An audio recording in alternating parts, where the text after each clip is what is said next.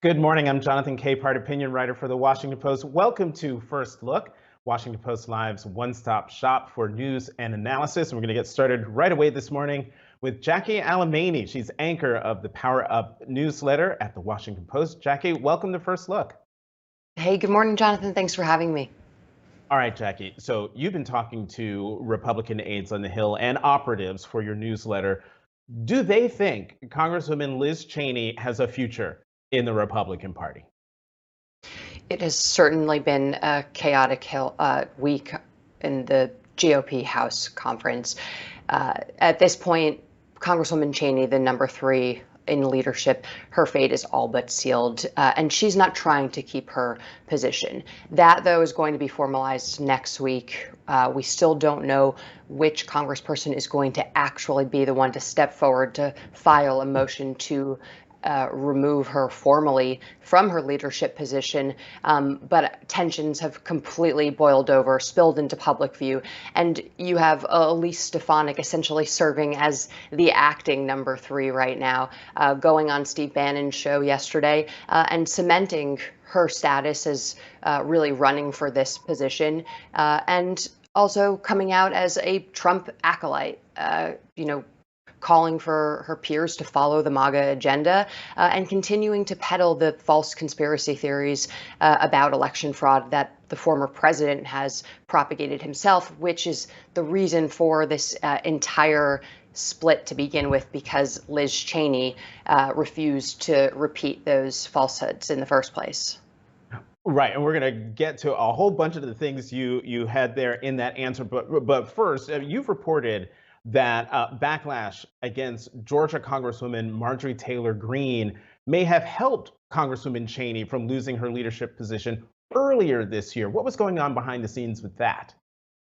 Yeah, it's really telling, this anecdote and these parallels that lawmakers made to me of where the party is right now and just how far that they've drifted from the establishment GOP that I think many people were used to at least 4 years ago before President Trump assumed office. But basically at the time of when Liz Cheney was when her peers were first trying to oust her from her leadership position for her impeachment vote against President Trump. She was one of 10 who voted to impeach the president, a very small group in the conference.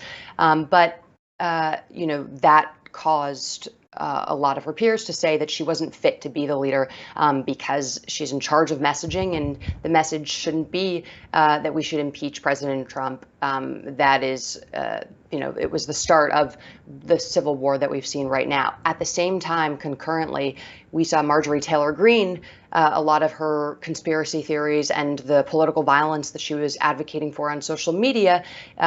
We saw renewed scrutiny of that by House Democrats, who then called for her to be stripped of her committee assignments. Republicans, in turn, sort of defensively said, whoa, whoa, whoa, that's not your job. That would be our job.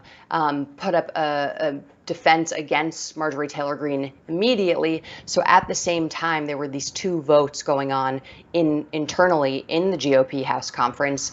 And when Kevin McCarthy basically decided we're going to protect Marjorie Taylor Greene from Democrats, he really had no choice but to also protect Liz Cheney. There was a consensus that optically this would be a toxic move for Republicans. They would get excoriated, crucified by the more establishment Republicans, along with Democrats and the press. And there was a feeling, okay, if we save Cheney this time around, maybe she'll stop trashing Trump. She'll go along with the message. She'll help with party unity. So essentially, there were a number of lawmakers who equated Taylor Greene's situation to Liz Cheney, saying that they were dramatically different in terms of what they were going through, but that their overall situation was very similar, which was a startling comparison to hear. Right. I mean, it's interesting that Congresswoman Cheney, as GOP conference chair, was supposed to be in charge of messaging.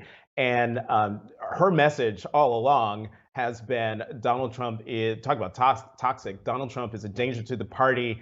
The big lie is bad for the party. And the Republican Party needs to move on.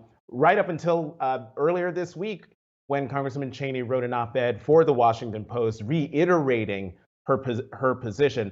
You said in your first answer, you talked about Congresswoman Elise Stefanik of New York. She, as you said, is basically acting as the number 3 in the Republican conference. So from that, I take it that it's pretty much a done deal that she is going to succeed Congresswoman Cheney. That being said, why is it that Stefanik is in this position when she has a lower conservative rating than Congresswoman Cheney? What's going on with that? Right. And I think that's a really important point that you make, Jonathan. And it speaks to this entire fracas at hand, that this isn't about who's more conservative. This is about who is sufficiently pro-Trump. And Liz Cheney did not check off those boxes. Liz Cheney voted with Trump 99% of the time, I believe, according to the Club for Growth. But that doesn't matter so long as Liz Cheney is out there and calling, to purge Trump, the party of Trump, and calling him out on these conspiracy theories that are really driving a lot of the policy that you're seeing play out in state legislatures. You're going to see the entire Trump apparatus call for her scalp, along with anyone else who continues to follow Cheney's path. Stefanik, on the other hand, has played the game. We have seen her political evolution. It's been pretty remarkable in the course of her career. She started as a Paul Ryan admirer, as PK, our colleague Paul Kane wrote in a column this week, worked for the Bush White House, was Josh Bolton's executive assistant, then ran for office, was supported Mitt Romney, and then all of a sudden went from being sort of critical of President Trump to being full-fledged MAGA and defender of this president. She has played the game right. She knew exactly what she was doing yesterday when she went on Bannon's show to cement her status. And let's be clear, Liz Cheney is not fighting for the leadership position anymore. I think, as she explicitly stated in the op-ed, if being the messenger for the party requires lying, she's not going to be good at it, and she's not going to lie. Last question for you, and real fast. Being principled and being ambitious are not mutually exclusive, but are they when it comes to Congresswoman Stefanik? And I raise this question because a House Republican aide said, quote, "Elise is for Elise." So how do you answer that question? Principled, ambitious, both, one, the other? There's certainly been a lot of grumbling in the background about Stefanik's ambitions, that she's been vying and plotting for this spot for a year and a half now, bad-mouthing Cheney behind her back and positioning herself for this. Been very calculated and deliberate. But I think at the end of the day, how she's going to be judged is how Republicans do in 2022, whether or not they can win back the House majority. There is a feeling here that people like Liz Cheney are right, because propagating election fraud actually suppresses voter turnout. We saw that play out in Georgia, and a lot of people, even Republicans who are pro-Trump now, blame Trump for losing those 2 seats in Georgia that gave the Senate majority back to Democrats. If Stefanik is leading the charge when that happens, if that happens, I think regardless of whether or not people think she's principled and ambitious, it's going to hurt her, and I think really hurt GOP leadership in general. And what we've seen so far under President Trump, he lost the House, the Senate, and then the White House. So it remains to be seen whether this strategy continues to be a losing one. And to put a finer point on it, the GOP aide who said, who was quoted as saying, Elise is for Elise, said that to you, Jackie Alamany, at the Power Up newsletter. Thank you very much. We are out of time. Actually, we're over time. Thank you very much for coming to First Look. Jonathan. Have a great weekend. Now, let's go to the opinion side of the Washington Post, where we will find contributing columnists, former Congresswoman from Maryland, Donna Edwards, and national radio host, Hugh Hewitt. Welcome back to you both. Thanks for being here, Hugh. I have to start with you. Got to talk about Congresswoman Liz Cheney. Do Republicans have to lie about the 2020 elections in order to keep their jobs, particularly in leadership? Is that what the Liz Cheney, the Congresswoman Cheney drama is all about? No. Wait, what? Hugh? That's all you got? Well, no, You're more voluble. You asked me, do they have to lie? The answer is no. If Okay, you want me to so then comment on what's- controversy, don't set it up so I'm into an either or choice. It's just no, they don't have to lie. Liz Cheney is okay, my so friend. I've known her ahead. for a long time. The vice president is my friend. I worked for Mrs. Cheney when she was the National Endowment for the Humanities chairman, and Mary Cheney. I'm the only person who's probably had all four Cheneys on my show multiple times. And so I regret that she is leaving. But Elise Stefanik does not have to lie, and no one has to lie. I'm shocked. There's politics going on here, Jonathan, and people disagree. But if you ask me a loaded question, I'm going to give you a one-word answer. It's not very fair to a host, but you can't ask me a loaded question. You have to lie. No. Okay, so then why is Congresswoman Cheney in trouble for telling the truth? She's not in trouble. What she has done is the conference, and I had on yesterday on the record Jim Banks, who is the chairman of the Republican Study Committee, which is the largest Republican caucus in the House, not named the conference. Jim Banks on the record said, Liz is my friend. I'm going to vote for Elise Stefanik because when you go into leadership, you have to abandon certain privileges of a member. You have to advance the interests of the conference as opposed to your own beliefs. And sometimes they separate. Liz is very sincere. She is adamant. She is not going to change her mind about her vote on impeachment. She is not going to say good things about President Trump. She's not going to try and move on. And I believe Elise Stefanik is not a liar. I believe she's very truth-telling, and I think she's ambitious. And that's where we are. She's going to be the new conference chair. That's going to happen. Hugh, I'm coming to you, Donovan. But Hugh, the beliefs of the conference. The beliefs of the Republican conference now, given your answer, is based on a lie. I really am trying to square this circle. Hugh. All right, here's what you do to square the circle. Yesterday, I talked to Josh Hawley for 70 minutes for my podcast, The Interview. Josh Hawley explained why he filed an objection to the Pennsylvania results, but that he agreed that Vice President Pence had no constitutional authority to return. Bad reporting, it's Gresham's law. Bad reporting leads to bad opinions. The good reporting on what Republicans believe is that the election of 2020 was marred, but not fraudulent, by the result of ad hoc improvisations, which are now being cured in various places like Florida and Texas and Georgia, and that is very different from the left-wing narrative. And Jonathan, I'm just not going to buy the left-wing narrative. Hugh, it is not a left-wing narrative. There are people who are questioning the legitimacy of President Biden based on the big lie, which is perpetuated by Donald Trump, who is now not even just the titular head of the Republican Party, but is now the Republican Party. Donna, the floor is yours. Well, I mean, talk about an alternative universe filled with alternative facts. That's it. The Republican Party today, I think that Elise Stefanik, as conference chair, will be fully representative of a Republican Party that has grounded itself in the cult of Donald Trump. And I think it's fair that you have a conference chair who carries the will of the party. And so, Liz Cheney is going to be dumped. But if you look from Arizona to Florida to Texas, the basis of the ridiculousness that's going on in terms of auditing election results and proposing legislation that would suppress voters is all based on this idea that there was somehow election fraud. And so you really cannot say that that all of this is not about election fraud. That is how the proponents have stated that it is.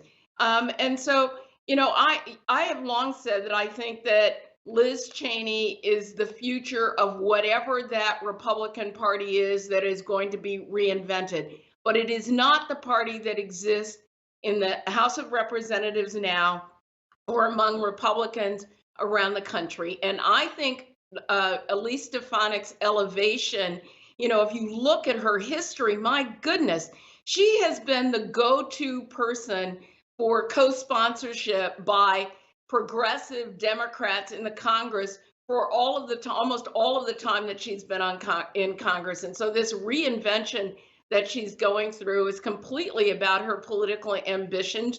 She has sealed them with Donald Trump and, the cult of Donald Trump. And that is what is going to propel her. But it is going to be distasteful for all of those suburban Republican women who abandoned the Republican Party. And I think that this is a boon for Democrats in terms of them being able to tie the Republican Party to Donald Trump going into the midterm elections. Hugh, help me understand something here. And as you said, I mean, the Cheneys, all of the Cheneys. You've known them for years. There is no doubt that the Cheneys as a family and individually are true blue conservatives. So how is it that Congresswoman Elise Stefanik, who has a much lower conservative rating among certain conservative groups, how is it that she now is rising to leadership? Well, Elise Stefanik did a wonderful job during the impeachment hearings in exposing them as partisan witch hunts, both of them. But I got to go back, Jonathan, and correct Donna, who's a wonderful person, but she's simply wrong here. There is a huge difference between saying that election integrity laws are necessary and saying that fraud occurred in any substantial way. I have been on the record from November 4th to the moment. Josh Hawley was on the record yesterday on my show. There is no evidence in any state that fraud significant enough to affect the outcome in any state was committed. Not one place, not one lawsuit, not one allegation has been proven, and that is a perfectly acceptable idea to hold. At the same time, we hold on to the idea that the practices of 2020, which were ad hoc and post hoc facto in many places to justify it, is that ballot boxes unobserved and mail-out balloting by the millions and ballot harvesting are bad practices for democracy, and we want to bar them. Those are, as Secretary Clinton said on my show, you can hold two thoughts. One thought is Joe Biden is the president. He won by a lot, 41,000 votes in all those states. There's no fraud that changes one of those. And second, we can do better on voting, and we are going to do better in Texas, Florida, and Georgia. And I'm not going to succumb to the woke narrative that it's voter suppression. That's nonsense. Third point and last point, I'll give Donna the rest of the show. If you turn on any television set from the left, you will not have me on there making that point, I hope, in a fairly articulate way. You'll have three people agreeing with the host who say the Republicans believe fraud happened. I can't help blue people if they don't go out and get the facts. You have to go out and get the facts and listen to Jonathan, because while it's 2-1 here, at least I'm here. Hugh, okay, I hear what you're saying. I just wonder why Donald Trump, the former president of the United States and now leader of the Republican Party, doesn't agree with you. But the other thing is, I noticed that you mentioned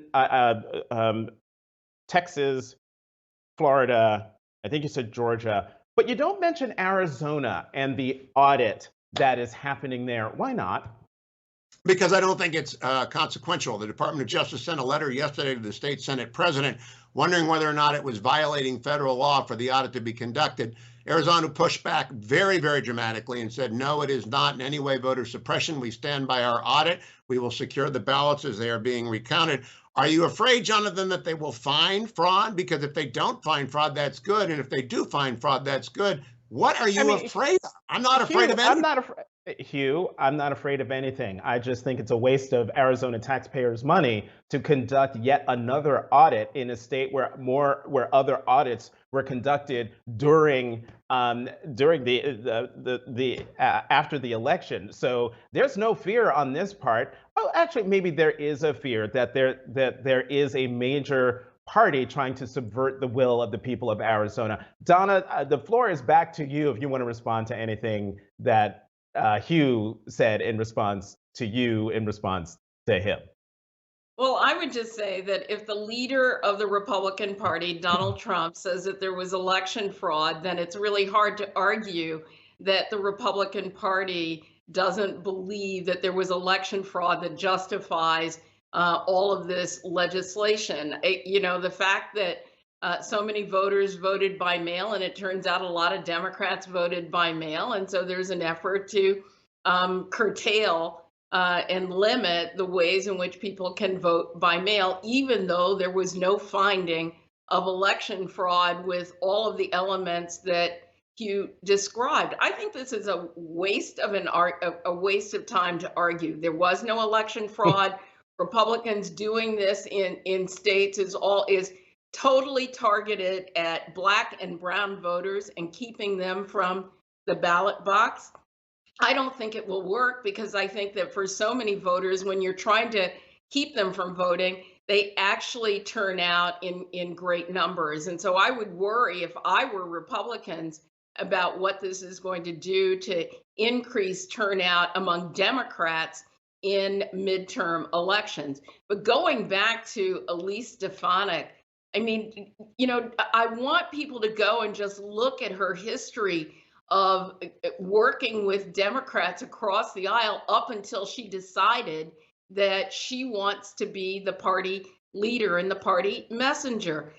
Maybe that works for her in terms of leadership. I just think at the end of the day, after all of this is said and done, there is going to be a reincarnation of the Republican Party, either outside it or within its existing structures, and they're going to have to work through this internal civil war before that happens. In the meantime, Democrats are going to keep legislating, keep governing, and win elections. Let's switch gears here, and Donna, I'm going to stick with you. President Biden once asserted that Republicans would have, quote, an epiphany after Donald Trump left office. He said, quote, "This nation cannot function without generating consensus. It can't do it." That's what Biden said in 2019. Was he wrong about the modern Republican Party now that he has been in office for January, February, March, April, almost 4 months? Well, I don't think that epiphany has come. That's for certain. Maybe it's out there on the horizon. I'll tell you what, I am a little D Democrat who is, and I'm very concerned, wrestling with my internal and external political selves about the Republican Party and about the state of it, because I think that the best democracy demands these competing ideas. And I just don't think that we have that now, when the Republican Party is so circled around this one individual who doesn't hold elective office anymore.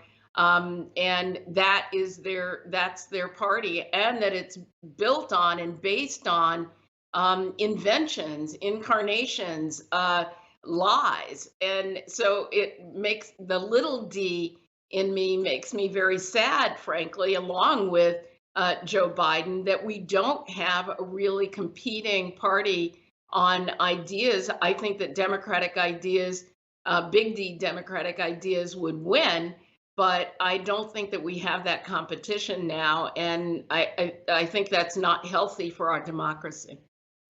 Hugh, you wrote a column to follow on a little bit on what Donna was talking about in terms of, excuse me, the Republican Party, her small d Democratic concerns about what it means for the country. You wrote a column about who you think the 5 Republicans hopefuls to watch for a presidential run in 2024. There are Senator Tom Cotton of Arkansas, Florida Governor Ron DeSantis, South Carolina Senator Tim Scott, former Secretary of State Mike Pompeo, former New Jersey Governor Chris Christie.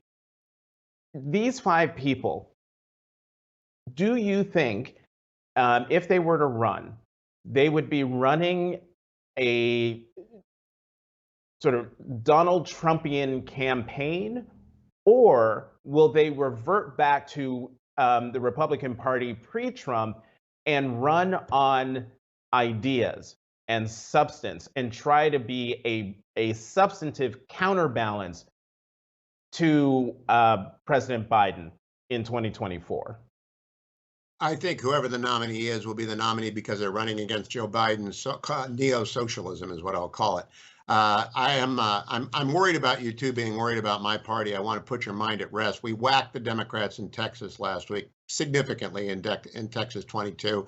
The Republican Party is gaining in every state. They're going to win the off years. They're going to take the House back. I got to correct Jackie as well. Donald Trump lost the House in 2018, but in 2020, Republicans closed the margin dramatically in what was an extraordinary down ballot strength, and they control redistricting. The Republican Party is fine. The 5 candidates identified as first-tier candidates, should President Trump not run in 2024, are all noted for their combativeness, which I believe he brought to the Republican Party. We simply don't put up with nonsense narratives anymore, and I'm not worried about the 3%. Who live in the blue bubbles of the world and populate most major media. I don't worry about them, and they don't worry about them. And Ron DeSantis yesterday, in defending the Florida voting reform law, simply showed how Republicans win, the same way Tom Cotton shows when he talks about China, or Mike Pompeo shows when he talks about the Chinese Communist Party, or Tim Scott showed in that magnificent address that followed President Biden's address to Congress, or as Chris Christie shows on ABC every weekend. They're not going to put up with nonsense narratives, as I don't. And so don't worry about my party. Worry about your party getting whacked in Texas 22nd, because that shows that the American people do not want to spend Joe Biden's $7.5 trillion, which is equal in inflation dollars to about 160% of what we spent, inflation adjusted dollars, to win World War II. The spending is out of control. The American people don't want it. Joe Biden will get rejected in 2024 if he runs again, or Kamala Harris, and we'll be fine in 2022. Don't you two lose sleep. We're fine. Oh, I'm not losing sleep, Hugh. But Hugh, do you think President Trump will run again? Should he run again? That's the real question. Should he run again? I don't make decisions for other people because I'm a freedom guy. No, I'm not asking you to make a decision. I'm just saying, should he run? I don't make recommendations on people running. I chose never to run for anything because I think it is a nightmare proposition in this day and age when all of media, most of media, is controlled by left-wing activists. Therefore, I don't know if he wants to put up with it again. I believe, however, that if he does, he's probably the prohibitive favorite. I don't, if I'm wearing my my Magic 8-Ball hat, I don't think he's going to. That's why I wrote the column I did for the Post about the 5 successors. But if he does, we'll deal with it then. In the meantime, we ought to be focused on the fact that Joe Biden is running the country into a ditch. I just want to point out that, and the folks who are watching right now, they're news junkies, and they probably know this already, but in case you don't, the #1 cable network in the country is called Fox News. Donna, from a Democratic perspective, would it be a good idea for Democrats, or a good thing or a bad thing for Democrats, if Donald Trump were to run for president again in 2024? You know what? I think no matter who's on the ballot in 2024, the best thing for Democrats is to take this 4 years and focus on being competent, delivering for the American people, and communicating what they've delivered. We've not been so good at doing that communications part, the messaging part, making sure that the American people understand both what Democrats are doing and why they're doing it. And I think if they focus on those things in 4 years, and even in the 2-year midterms, which I agree that Democrats have not always been good at, working the down ballot, paying attention to what's going on in the states. And as a result, we've suffered from that. State legislatures that are controlled by Republicans, and the losses in 2020 down ballot. And so they need to pour all of their money, resources, time, messaging, opportunities into those midterm races at the center and down the ballot, and then focus on 2024. And then it won't matter who's on the other side at the top of the ticket. Okay, we've got less than a minute left. And so at the risk of going a little bit over time, I need short answers on this one, and you'll understand why I'm laughing when I start asking this question. Facebook and Donald Trump. Should he be banned permanently? And in one sentence, why or why not? Hugh, you go first. Should he be banned permanently? Why not? Facebook is making a huge mistake. I've talked to Mark Zuckerberg on my show about this. The oversight board is a sham. He should be owning these decisions because the oversight board is made up of 15 non-Americans, and we ought not to have 15 out of 20 in the oversight board making decisions about the most free speech friendly platform in the world, which is the United States of America. So no, he should not be banned, and Mark needs to review the oversight board and put it out of its misery because it's simply a bad idea. Hugh, that was more than one sentence. But I said I should use commas. Donna. Facebook is doing what the opposite of what Congress is doing, shoving all of the responsibility over to their sort of legislature of these unelected individuals instead of the executive Mark Zuckerberg taking responsibility for Facebook. And I think that they should ban Donald Trump permanently. He's abused the platform, but they need to have a set of rules to make sure that the rules apply for Donald Trump and any other public figures who decide to abuse Facebook. And I know I did 2 sentences though, I think. With commas. 2 run-on sentences. Like right?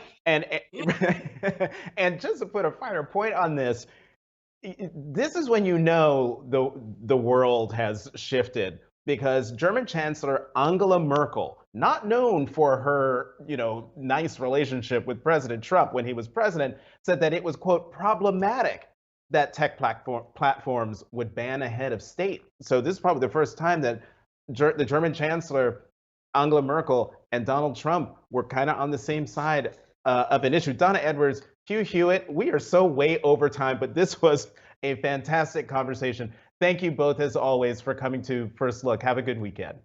Thanks, Jonathan. You too. And thank you, as always, for tuning in. Come back at 1 p.m. Eastern when my colleague David Nakamura will interview Hawaiian Senator Mazie Hirono, Senator. In the meantime, join me tonight for Brooks and Capehart on the PBS NewsHour. Check your local listings. And then join me on Sunday at 10 a.m. Eastern for The Sunday Show on MSNBC. Once again, I'm Jonathan Capehart, having way too much fun on this Friday before Mother's Day. Happy Mother's Day. Thank you for tuning into First Look on Washington Post Live.